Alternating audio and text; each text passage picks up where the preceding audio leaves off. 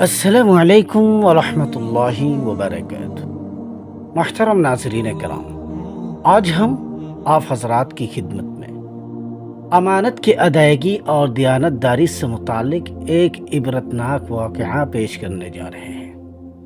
محترم ناظرین کرام، بخاری شریف کے اندر اس واقعہ کو 7 مقامات پر ذکر کیا گیا ہے کہ حضور صلی اللہ علیہ وسلم نے صحابہ کرام کے سامنے بنی اسرائیل کے ایک شخص کے اس واقعہ کو بڑے اہتمام سے بیان فرمایا ہے۔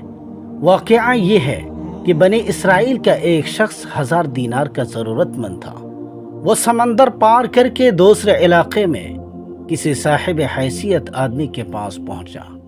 اس سے جا کر 1000 دینار قرض مانگا تو صاحب مال نے کہا کہ میں آپ کو پیسہ دے سکتا ہوں، لیکن گواہ کون ہے؟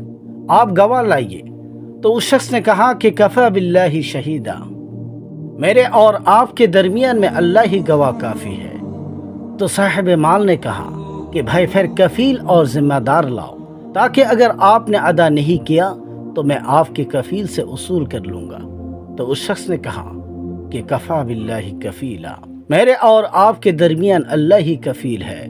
تو صاحب مال نے کہا یہ بات تو سچ کہہ رہا ہے، لہٰذا ایک مدت متعین کر کے 1000 دینار اس کے حوالہ کر دی کہ جب مدت پوری ہو جائے گی تو آپ ہمارا قرض ادا کر دیں گے۔ تو اس شخص نے کہا کہ ٹھیک ہے۔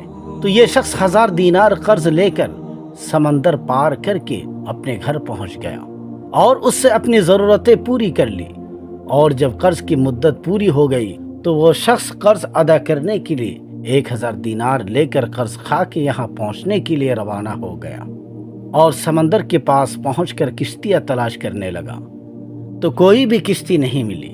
اسے سخت خدشہ محسوس ہونے لگا کہ خدا نخواستہ قرض ادا کرنے سے پہلے مدت پوری نہ ہو جائے۔ سمندر کے کنارے پر مارا پھرنے لگا، کسی طرح کوئی سواری نہیں ملی۔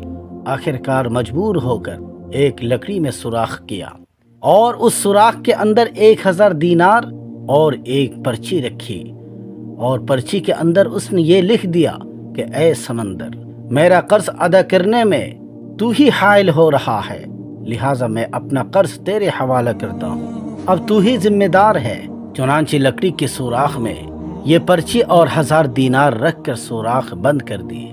اس کے بعد اس لکڑی کو اس سمندر میں یہ کہہ کر بہا دیا کہ لے، اب تو ہی ذمہ دار ہے، اور اللہ سے دعا کی کہ اے اللہ، میرے قرض کے ادا کرنے میں یہی سمندر حائل ہے، میں تجھے گواہ بناتا ہوں، اور تو ہی گواہ ہے، اور تو ہی کفیل ہے۔ اور دوسری طرف قرض خواہ جب قرض کی مدت پوری ہونے لگی تو وہ قرض دار کے پاس پہنچنے کے لیے سمندر کے کنارے پر پہنچا تو اسے بھی کوئی سواری نہیں ملی۔ اتفاق سے اس کے سامنے سمندر میں سے ایک لکڑی بہتی ہوئی آئی، اور وہ لکڑی سمندر کے بالکل کنارے پر آ گئی، اور اس نے اس ارادے سے اس لکڑی کو اٹھا لیا کہ گھر میں عورتیں کھانا پکانے میں ایندھن کے کام میں لیں گے۔